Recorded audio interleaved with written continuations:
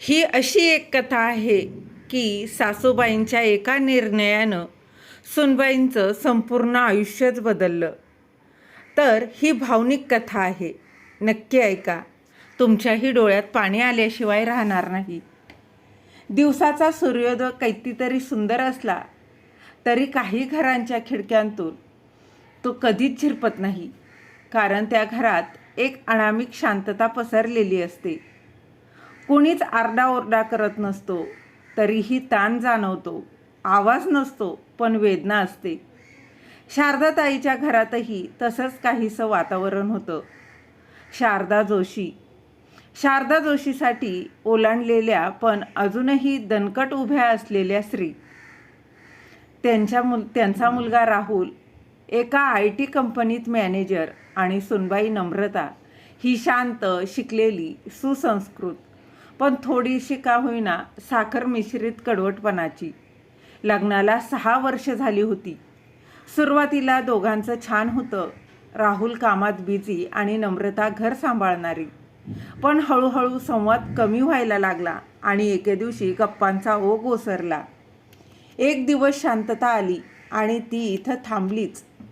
शारदाताईंच्या हातातला गोड केलेला चहा त्या सकाळी कुणालाच गोड लागला नाही, कारण गोड शब्दांचं सौम्य हास्यच वातावरणात नव्हतं.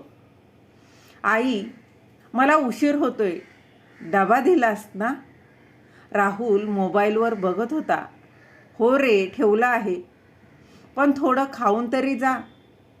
ऑफिसात खाईन असं म्हणत तो तडक घराबाहेर गेला. शारदाताईंनी नजर नम्रताकडे वळवली. ती फारसं काही बोलली नव्हती. चेहऱ्यावर न मुलमानपणा होता ना राग होता, पण डोळ्यांच्या खाली थोडीशी काळी वर्तुळं होती. नम्रता, तुला काही हवं आहे का? मी बाजारात जाऊन येणार आहे, शारदाताईंनी तिला विचारलं. नाही आई, काही नाही. 2 वाक्य आणि घरात पुन्हा शांतता. शारदाताईंना जाणवत होतं काहीतरी आहे, काहीतरी बिघडले, पण नक्की काय, कुठून सुरू झालं? राहुल एकदम चिडचिडा झाला होता.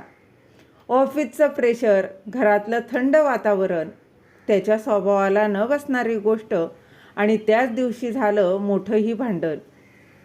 तू बोलत का नाहीस? इतकी वर्ष झाली तरी अजूनही मला तुझ्याशी संवाद साधावा वाटत नाही, राहुल अगदी चिडून म्हणाला होता. नम्रता फारसं काही बोलली नव्हती. ती म्हणाली, मी प्रयत्न करते, पण तू नेहमी घाईत असतोस. मी जर चूक केली असेल तर मला माफ कर. हे ऐकून मी आता कंटाळलोय. आपण वेगळं झालेलंच बरं. शारदाताईंनी हे सगळं ऐकलं.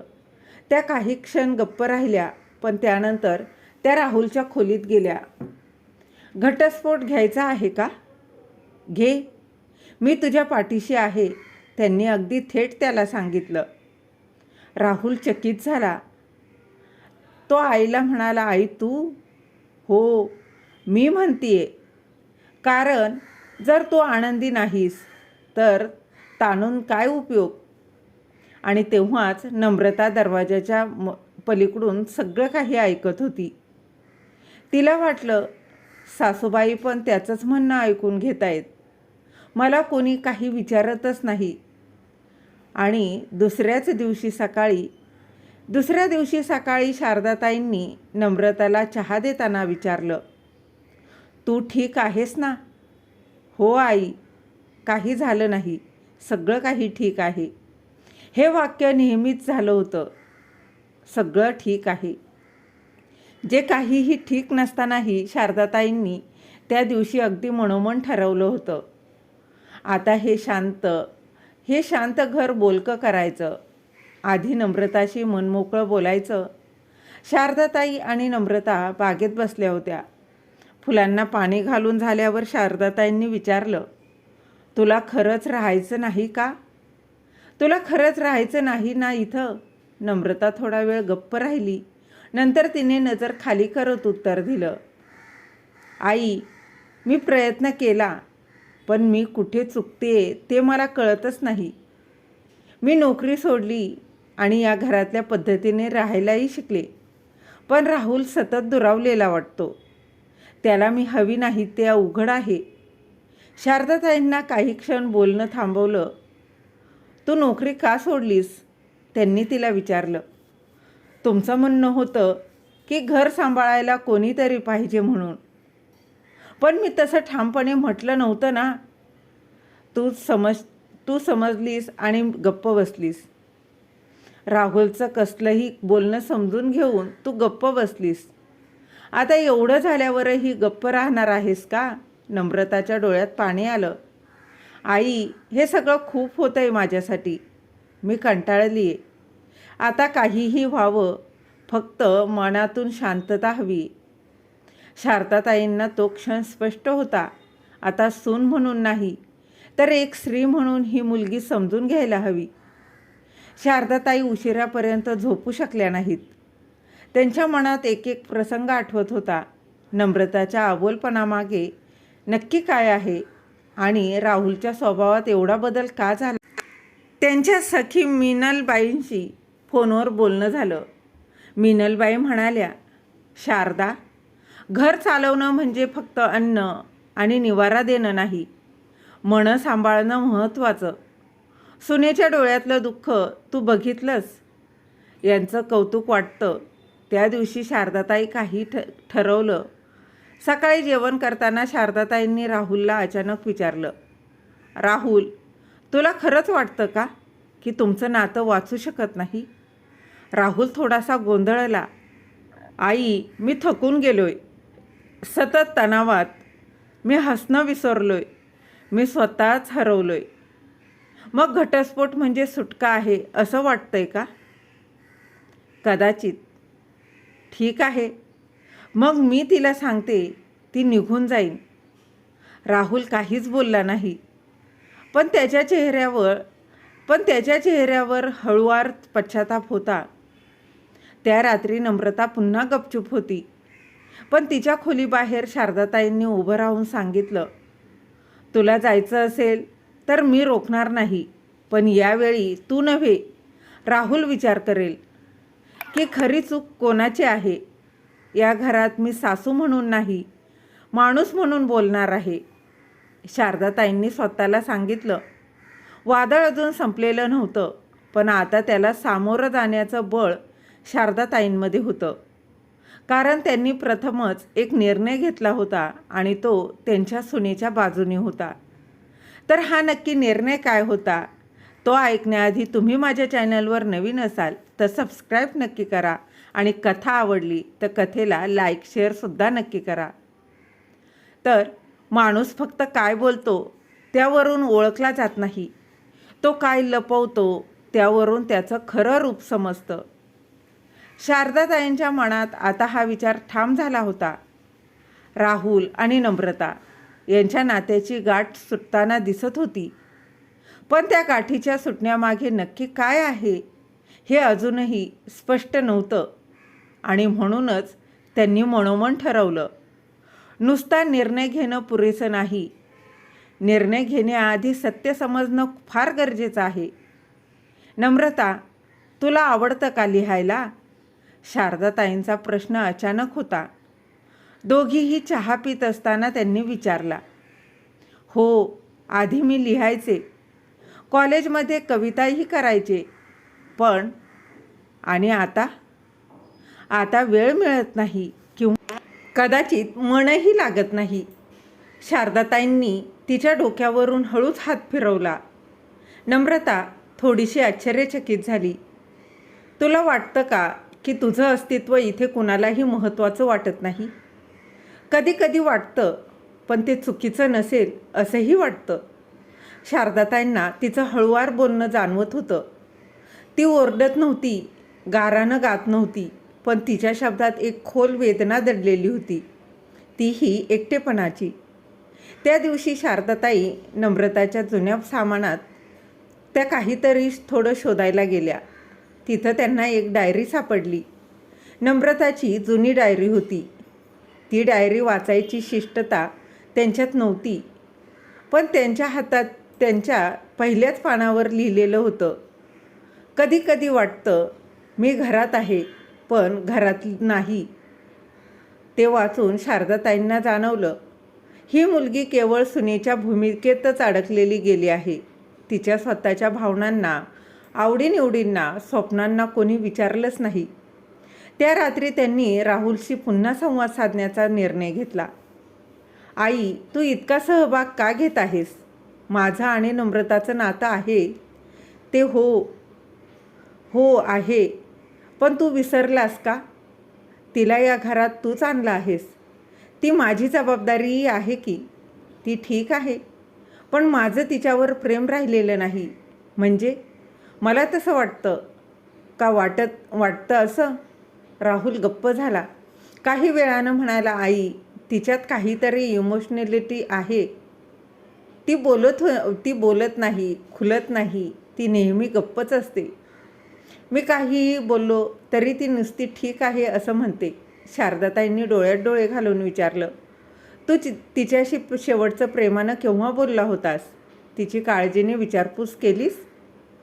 तुझ्या गप्पांमुळे केवळ तुझं ऑफिसच असतं. तुझं काम, तुझं टेन्शन तिला फक्त ऐकावं लागतं. राहुलला टोचलं. आई, पण तिनेही काही प्रयत्न करायला हवेत ना. ती करते रे, पण जेव्हा माणूस सतत दुर्लक्षित होतो तेव्हा प्रयत्न करणं थांबतं. राहुलला काही उत्तर देता आलं नाही. त्या रात्री शारदाताईंना एक फोन आला, नम्रताच्या ऑफिसमधील मैत्रिणीचा. फोन उचलला. नम्रता काही कामात होती म्हणून. शारदाताई तिच्याशी बोलत होत्या. शारदाताईंनी तिला अगदी सहज बोलता बोलता विचारलं, नम्रता खूप शांत स्वभावाची आहे ना? हो, पण कॉलेजमध्ये ती अगदी उलट होती. हसतमुख, लिडरशिप घेणारी, कवितांमध्ये रमणारी. पण तिच्या लग्नानंतर ती फार बदलली आहे असंच वाटतं. आणि शेवटचं मी तिला भेटले होते ना, तेव्हा तिच्या डोळ्यात खूप वेदना होत्या. शारदाताईंना आतून काहीतरी हललं. मग त्या विचारातच पडल्या. तिचा आत्मविश्वास हरवला. तो हरवला तरी कसा? राहुल तर म्हणतो की तिने संवाद बंद केला. मग काय झालं? दुसऱ्या दिवशी संध्याकाळी शारदाताईंनी नम्रताला थेट विचारलं, तू खरं खरं सांग, लग्नानंतर तुझा आत्मविश्वास का हरवला? नम्रता थोडा वेळ गप्प बसली आणि मग हळूहळू तिने एक एक गोष्ट उघड केली. लग्नानंतर राहुल खूप बदलला.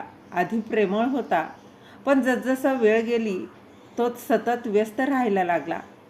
मग त्याच्या बोलण्यात तू अडथळा आलास आणि तो अडथळा तू बोरिंग झाली आहेस असं यायला लागला. शारदाताई आता अवाक झाल्या. एकदा त्याने माझ्या कवितांवरही हसून टाकलं. या फालतू गोष्टी बंद कर. तेव्हापासून मी लिहिणंही थांबवलं. आणि तू हे सगळं गुपित का ठेवलंस? कारण माझा हट्ट होता की मी हे लग्न निभावणार आणि तुम्ही मला नेहमी सून म्हणून नाही, मुलगी म्हणून वागवलंत.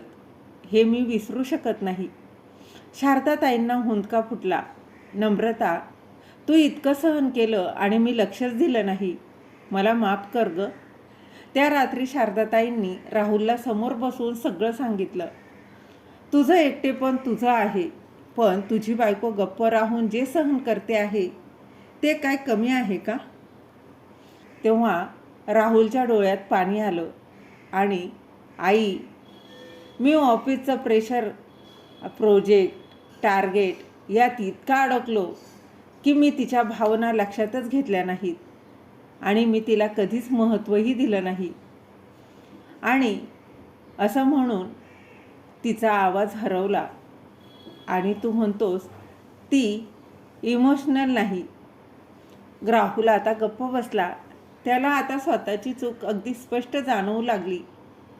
दुसऱ्या दिवशी शारदाताईंनी दोघांनाही एकत्र बसवलं आणि बोलावलं आणि तुम्हा दोघांनाही वेगळं होण्याचं स्वातंत्र्य आहे, पण आधी एकदा एकत्र बसून आठवणी आठवा, एकमेकांच्या मन वाचा, ओठात हरवलेले शब्द शोधा. राहुलनं नम्रताकडं पाहिलं. त्याच्या डोळ्यात पश्चाताप होता आणि नम्रताच्या डोळ्यात एक आशा. माझा निर्णय होता. मी राहुलला घटस्फोट घे म्हटलं, पण आता मी नम्रताच्या बाजूने उभी आहे. कारण तिने कधीही माझ्या मुलाविरुद्ध तक्रार केली नाही आणि म्हणून तिला दुसरी संधीही मिळालीच पाहिजे. नातं फुलवायचं असेल तर केवळ माफ करणं पुरेसं नाही, समजून घेणं आणि बदल घडवणंही तितकंच गरजेचं असतं. शारदाताईंच्या डोक्यात सतत हीच भावना गुंजत होती. त्यांनी एक निर्णय घेतला होता, नम्रता आणि राहुलला एक संधी द्यायची. पण यावेळी वेगळी पद्धत वापरायची हा त्यांनी निर्णय घेतला. आणि त्या निर्णयाच्या दुसऱ्या दिवशीपासूनच काहीतरी वेगळं घडू लागलं. शारदाताईंनी एक छोटीशी गोष्ट सुरू केली. संध्याकाळी एकत्र जेवण आणि या जेवणाच्या वेळी कोणीही मोबाईल वापरणार नाही आणि ऑफिसचं किंवा घराचं वादळ इथे नाही आणायचं. सुरुवातीला राहुल थोडा नाराज झाला. आई, माझं कामाचा आदर आहे ग, पण या अर्ध्या तासात तू तुझ्या कुटुंबासोबत असशील ही माझी अपेक्षा आहे. शारदाताईंचा आवाज कठोर नव्हता, पण तो ठाम होता. राहुल काही बोलला नाही. मान हलवत तो जेवायला बसला. त्या दिवशी पहिल्यांदाच राहुलने नम्रताकडे बघून विचारलं, आज डाळ छान झाली आहे, तुझ्या हातची. नम्रता थोडं हसली. शारदाताई शांतपणे दोघांकडे पाहत होत्या. त्या छोट्या संवादामागे एक मोठी शक्यता दडली होती. राहुल झोपायच्या आधी आपल्या लॅपटॉपसमोर बसून एक जुना फोटो स्क्रोल करत होता. त्याच्या आणि नम्रताच्या लग्नाच्या वेळचा तो फोटो. त्याच्या चेहऱ्यावर त्या काळची ओळख होती. तो म्हणजे उत्साही, हसतमुख, प्रेमळ. मी इतका बदललो तरी कधी, हा प्रश्न त्याला त्रस्त करत होता. आणि दुसरीकडे नम्रता आपल्या वहीत काहीतरी लिहित होती. आज राहुलने माझी दाद घेतली आणि खूप वर्षांनी असं झालं. सासूबाईंच्या चेहऱ्यावर एक समाधान होतं. मी गोंधळले आहे, पण आत खोल कुठेतरी पुन्हा एकदा विश्वास उगम पावत आहे. शारदाताईंनी अजून एक उपक्रम सुरू केला आणि तो म्हणजे दररोज रात्री जेवणानंतर 10 मिनिटं फक्त एकमेकांना ऐकण्यासाठी. कोणतीही टीका नाही, केवळ भावना बोलायच्या. राहुल सुरुवातीला गोंधळला होता, पण त्याच्या आईच्या हट्टामुळे तो तयारही झाला. पहिल्या दिवशी नम्रता म्हणाली, माझ्या कविता बंद झाल्या तेव्हा मला असं वाटलं की मी हरवले, पण मी पुन्हा लिहायला सुरुवात केली आहे. राहुल थोडा हसला आणि मग म्हणाला, कवितांचं काय, मी तर गाणंसुद्धा विसरलो. कॉलेजमध्ये गिटार वाजवायचो. त्या दिवशी दोघंही हसले आणि तेही खऱ्या मनानं. शारदाताईंच्या डोळ्यात पाणी आलं. नातं तोडलं जात नाही, ते गळून जातं आणि त्यात पुन्हा रुजणं देखील शक्य आहे हे त्या पाहत होत्या. दुसऱ्या आठवड्यात राहुलने एक आश्चर्य दिलं. हे बघ, मी तुला एक डायरी घेतली आहे खास कवितांसाठी. नम्रता एकदम स्तब्ध झाली. तू खरंच माझं लिखाण पुन्हा सुरू करावं असं तुला वाटतं का? हो, मी तुझं जे हरवलं ते समजले मला. तू स्वतःला पुन्हा शोधावं हे मला खरंच वाटतं. ती डायरी तिने डोळ्यांजवळ नेली आणि म्हणाली, मी पुन्हा लिहीन तुझ्याबद्दल, माझ्याबद्दल आणि या घराबद्दल. त्या रात्री जेव्हा शारदाताई किचन आवरत होत्या, राहुल त्यांच्या मागे आला. आई, मी खरंच बदललो होतो आणि मी बदलतो आहे, पण हे खूप अवघड आहे. हो रे, बदल तसा कठीणच असतो, पण तू प्रयत्न करतोयस ना, हे महत्त्वाचं आहे. तू नम्रताच्या बाजूने उभी राहिलीस तेव्हा मला वाटलं की तू मला विरोध करतेस, पण आता जाणवतंय की तू आमचं नातं वाचवत होतीस. शारदाताईंनी त्याच्या डोक्यावर हात ठेवला. मी सुनेला वाचवलं नाही, मी मुलालाच वाचवलं. तू एकटा असतास ती हरवल्यामुळे स्वतःलाही हरवलं होतंस. त्या आठवड्याच्या शेवटी शारदाताईंनी एक छोटा निर्णय घेतला. आपल्याला एक चहा पार्टी ठेवायची आहे. राहुल, नम्रता आणि घरातील जवळची माणसं सगळे जमले. नम्रता थोडी ओढाताण करत म्हणाली, मी एक कविता वाचू का? सगळ्यांनी टाळ्या वाजवल्या. ती कविता होती, हरवले होते शब्द माझे, हरवले होते शब्द माझे, शांततेत गमावले होते अर्थ. पण एका सासूबाईच्या मूक पाठिंब्याने माझं अस्तित्व पुन्हा उमगलं. राहुल उभा राहून तिला टाळी दिली. सगळं घर त्या क्षणी एका भावनेत न्हालं. त्या रात्री शारदाताई आणि नम्रता टेरेसवर चहा घेत बसल्या होत्या. आई, खरं सांगू का, मी या नात्यापासून निघून जायचं ठरवलं होतं, पण तुझ्या एका निर्णयानं सगळं थांबलं आणि उलट बदलूही लागलं. मुलगी, निर्णय फक्त नियम नसतात, ते दिशा असतात. मी दिशा दिली, पण चालण्याचं श्रेय तुमचंच होतं, तुझंच आहे. मग आता तुम्हा दोघांवर आहे हे नातं फक्त टिकवायचं की फुलवायचं. नम्रता विचारात पडली, पण यावेळी ती गोंधळलेली नव्हती. तिच्या डोळ्यात एक आत्मविश्वास होता. सगळ्यात मोठं नातं असतं स्वतःशी प्रामाणिक असणं. राहुल आणि नम्रता आता स्वतःशी आणि एकमेकांशी अगदी प्रामाणिकपणे वागत होते. सासूबाईंचा समंजस निर्णयानं केवळ एक सूनच नाही, तर एक पतीही पुन्हा सावरला गेला होता. आई, आज ऑफिसला उशीर होईल, राहुल सांगत असतानाच नम्रता पुढे आली.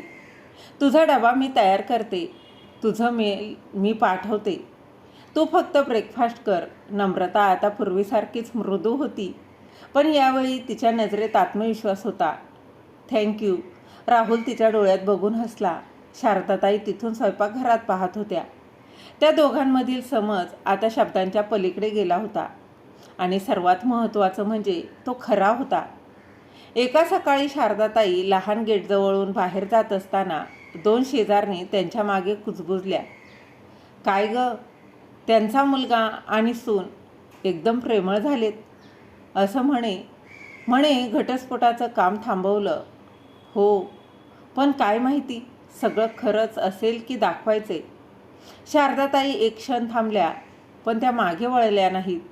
फक्त मनात त्या पुटपुटल्या, माणसं काहीही बोलतील, पण मला माहिती हे खरं आहे. त्या रात्री त्या घरी परतल्या आणि नम्रता त्यांच्यासमोर आली. आई, मला एक गोष्ट बोलायची. बोल ग. मी पुन्हा माझ्या कविता स्पर्धांमध्ये भाग घेणार आहे. शारदाताईंचा चेहरा उजळला. मुली, तुझं अस्तित्व फक्त या घरात नाही, ते जगभरात आहे. त्याला कधीही बांधू नकोस.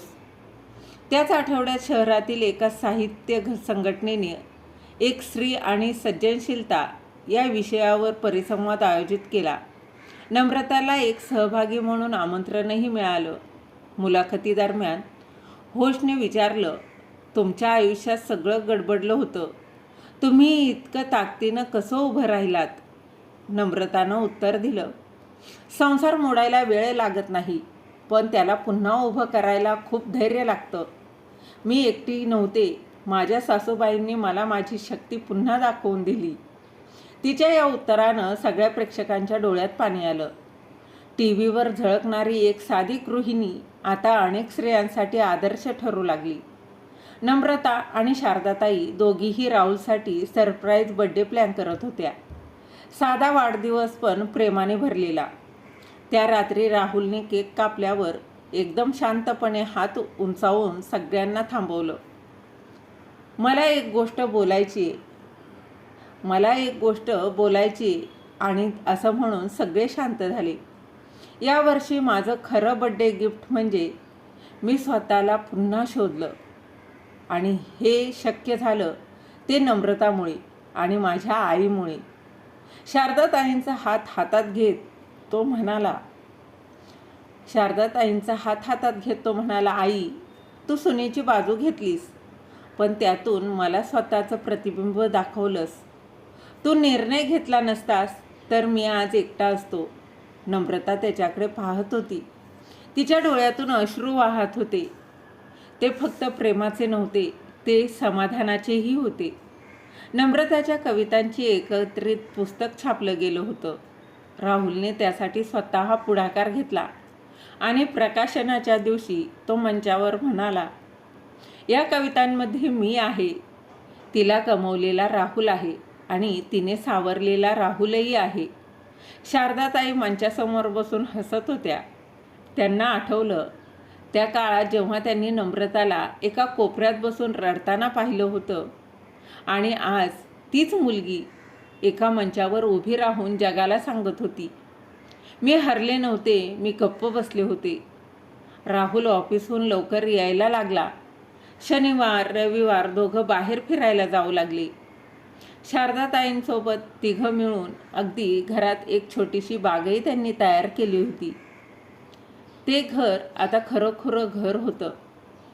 केवळ भिंतींनी बांधलेलं नाही तर प्रेमानं जोडलेलं. शारदाताईंच्या कॉलनीत एक कुटुंब महोत्सव झाला. नम्रता, राहुल आणि शारदाताईंना तिथे बोलवण्यात आलं. हसतं खेळतं कुटुंब म्हणून सन्मान द्यायला. त्यावेळी राहुल म्हणाला, कुटुंब हे एक वाद्य आहे. प्रत्येकजण त्यात आपला सूर वाजवतो, कधी बेसूर होतो. पण जर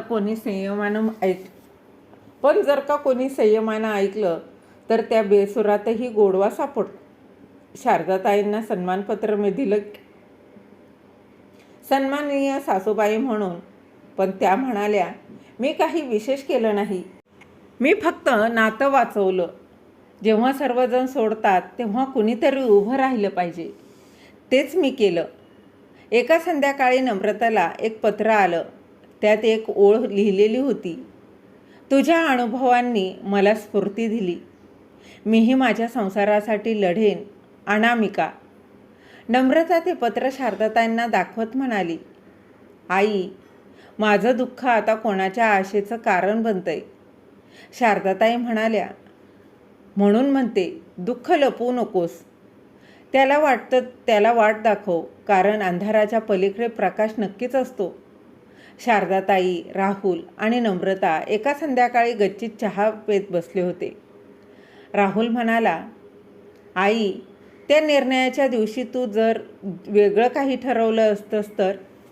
शारदाताई हसल्या, मी त्या क्षणी सुनेच्या बाजूने उभी राहिली नाही, मी सत्याच्या बाजूने उभी राहिले. कारण तिला गमावणं म्हणजे तुला गमावणं होतं. त्यावर नम्रता म्हणाली, आता वाटतं आपण सगळे हरवलो होतो, पण एकमेकींना समजून घेतलं म्हणून सगळं काही परत मिळालं, पण वेगळ्या रूपात. शारदाताईंचा एक निर्णय केवळ एका सासू-सून नात्याला नव्हे तर संपूर्ण कुटुंबाला नव्याने घडवून गेला. त्यांनी स्वतःला एका नवीन प्रकारे शोधलं आणि त्यांच्या मायेच्या सावलीत घरानं उजळवण्यास सुरुवातही केली. तर मग मित्र आणि मैत्रिणींनो, शारदाताईंनी आपल्या घरासाठी जे काही केलं ते तुम्हाला कसं वाटलं कमेंटमध्ये नक्की सांगा. धन्यवाद.